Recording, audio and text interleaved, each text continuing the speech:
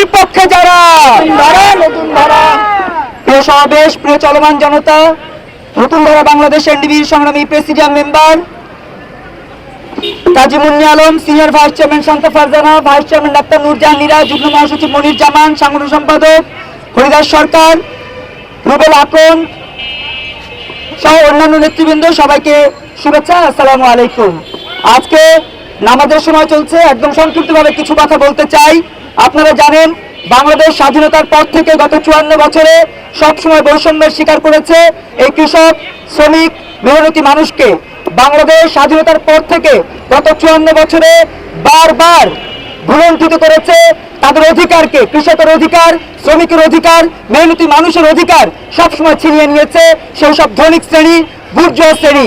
আজকে সেই বুর্জোয়া শ্রেণীদের হাত ধরে বাংলাদেশের রাজনীতিতে নতুন করে আরেকটা ফ্যাসিস্ট সরকারের আবির্ভাবের আমরা ঘনঘটা শুনতে পাচ্ছি। আমরা বলতে চাই, কোনোভাবেই কোনো ফ্যাসিস্টকে কোনো জায়গায় স্থান দেওয়া হবে না।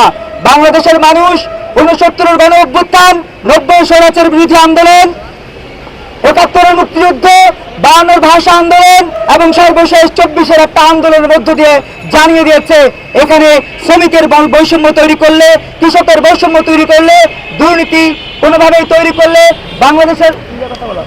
বাংলাদেশের মানুষ তাদেরকে প্রতিহত করবে।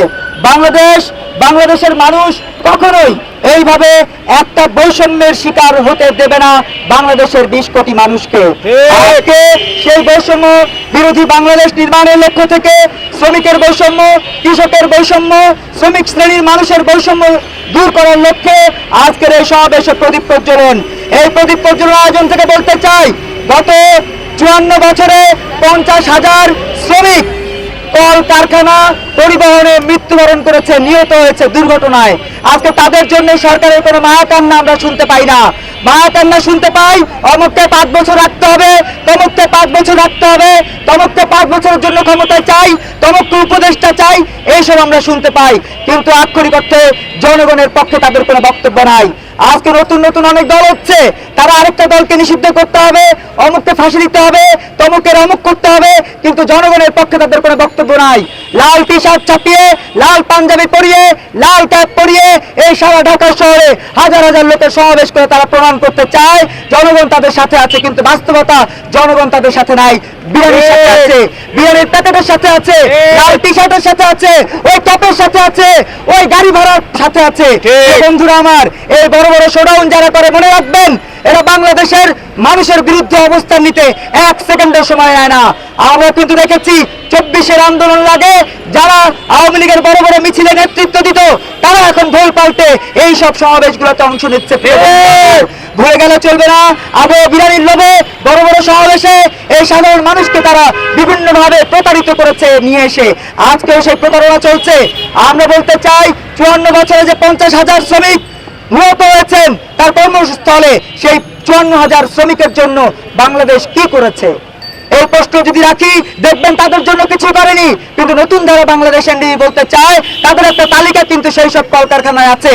আজকে তাজরিন গার্মেন্টসের দিকে তাকান, আজকে রানা প্লাজার দুর্ঘটনার দিকে তাকান, আপনারা যেসব কলকারখানায় দুর্ঘটনা ঘটেছে সেসবের দিকে তাকান। প্রতিদিন প্রায় 55টা পরিবহন দুর্ঘটনা ঘটে। সেই সব পরিবহন দুর্ঘটনায় প্রতিদিন 10 থেকে 15 জন পরিবহন শ্রমিক মৃত্যুবরণ করে। তাদের দিকে তাকান, এই যে অটোরিক্সাওয়ালা ভাইয়েরা রাস্তায় নেমেছে, তাদেরকে কারা নামিয়েছে? এইসব ধনিক শ্রেণীর, পুঁজিবাদ শ্রেণীর মানুষেরা নামিয়েছে। আজকে যারা বড় বড় দল করেন, তাদের নেতা কর্মীরা টাকা দিয়ে চিন্তা করেছে 5 লাখ টাকা দিয়ে 5টা গাড়ি কেনা যায়, তাহলে 5টা গাড়ি দিয়ে 5টা শ্রমিক আমি বানাবো। এই 5টা শ্রমিকের কোনো নিরাপত্তা নাই, অথচ এই নিরাপত্তার জন্য, নিরাপদ বাংলাদেশের জন্য আজকে বাংলাদেশের স্বাধীনতা, সার্বভৌমত্বের যে স্বপ্ন, সেই স্বপ্ন আমাদের বীর শ্রেষ্ঠ মতিউর দেখেছেন, হামিদুর দেখেছেন, সেই স্বপ্ন আজকে ধূলিসাৎ হতে বসেছে। 52-এর ভাষা আন্দোলন রক্ত দিয়েছেন সালাম, বরকত, তারা স্বপ্ন দেখেছিলেন যে আমরা আমাদের মায়ের ভাষায় কথা বলবো, কিন্তু আজকে মায়ের ভাষায় কথা বলার পরিবর্তে আমরা দেখতে পাচ্ছি সারা দেশে বৈষম্য, ভিনদেশি আগ্রাসন, ভিনদেশি সাংস্কৃতিক আগ্রাসন, ভিনদেশি অর্থনৈতিক আগ্রাসন আমাদেরকে গ্রাস করছে। আজকে ভারতের বিরুদ্ধে কথা বলছে, আজকে পাকিস্তানের বিরুদ্ধে একটা সময় কথা বলতো, আজকে আমেরিকার পুঁজিবাদের বিরুদ্ধে কথা বলা হয়, কিন্তু বাস্তবতা আমাদের অর্থনীতি ক্রমশ ধ্বংস হয়ে যাচ্ছে। আজকে কোটি কোটি বিলিয়ন টাকা যারা দেশের বাইরে পাচার করেছে, তাদের সংগঠন যারা এই উপদেষ্টা পরিষদের সংস্কৃতি উপদেষ্টা কে তিনি, তার পরিচয় কি, তিনি কোত্থেকে এসেছেন আমরা যদি একটু দেখতে যাই, দেখবো যে তিনি সেই ফ্যাসিস্ট সরকারের অনুদানের সিনেমা বানিয়েছেন। সেই ফ্যাসিস্ট সরকারের অনুদানের যে সিনেমা, সেই সিনেমায় তার স্ত্রী অভিনয় করেছেন। আজকে সেই কথা বলতে গেলে আমাদের সাংবাদিক ভাইদের চাকরি থাকে না। প্রিয় বন্ধুরা আমার, আমরা সেই সব সাংবাদিকদের পাশে দাঁড়াতে চাই যারা চাকরিচ্যুত হয়েছেন। আমরা তাদের পক্ষ নিয়ে বলতে চাই, এই চাকরিচ্যুত ফেরত নিতে হবে, এই চাকরি প্রত্যাহার করে চাকরি অবশ্যই তাদেরকে ফিরিয়ে দিতে হবে, যাতে করে আমাদের সাংবাদিক ভাইরা জীবন জীবিকা রুটি রুজির পাশাপাশি সত্য সুন্দরের পথে থাকতে পারে, সত্য কথা বলতে পারে। আজকে এই মহান মে দিবসে আমার সেই সাংবাদিক কর্মচারী, আমার সেই সাংবাদিক ভাইদের পক্ষ থেকে বলতে চাই, সেই সাংবাদিক শ্রমিকের পক্ষ নিয়ে বলতে চাই, তাদের কর্মস্থলে অনতিবিলম্বে তাদেরকে ফেরত নিতে হবে। তাহলে আমরা তাদের জন্য এখানে ধর্ণা দেব, আমরা অবস্থান ধর্মঘট করব। আমরা সাংবাদিক ভাইদের পাশে আগেও ছিলাম, এখনো আছি, আগামীতেও থাকবো ইনশাআল্লাহ।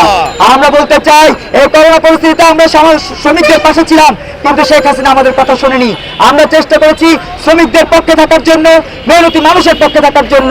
আর তারই ধারাবাহিকতায় আজকের এই প্রদীপ প্রজ্বলন এবং সমাবেশে যারা উপস্থিত হয়েছেন, আজকের এই প্রতিবাদ যারা করেছেন, আমাদের সাথে যারা সংহতি প্রকাশ করেছেন, তাদের সবাইকে আবারও কৃতজ্ঞ চিত্তে ভালোবাসা, ধন্যবাদ এবং কৃতজ্ঞতা জানিয়ে আজকের এই সমাবেশের সমাপ্তি টানছি। বিজয় বাংলাদেশ, বিজয় নতুন ধারা, নতুন ধারার অঙ্গীকার, দুর্নীতি থাকবে না। বিজয় বাংলাদেশ, বিজয় বাংলাদেশ।